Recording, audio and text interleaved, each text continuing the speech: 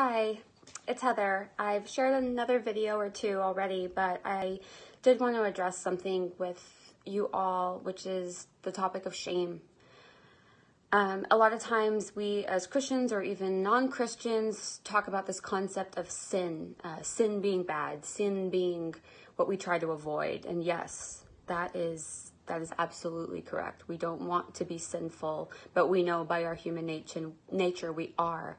And that's the whole reason that Jesus went to die on the cross for us, so that we can be made new, so that even though in our shortcomings as sinful humans, he was divine and he bore the burden so that we do not need to have the punishment of death, which is what is described in the early chapters of the Old Testament, we're all going to sin, okay? But beside the point, I wanted to talk about shame. Now, when Jesus died on the cross, he also took all of our shame. And I think that that's sometimes something that is overlooked.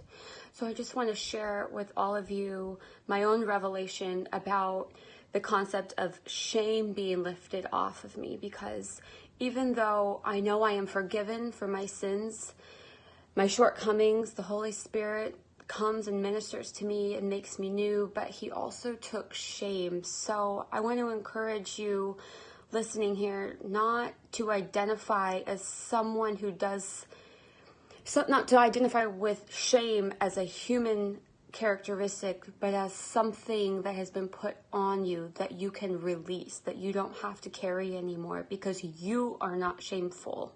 You are not shameful. Jesus died to take that feeling away. So I just want to encourage you with that, and I pray that you have the revelation that I did.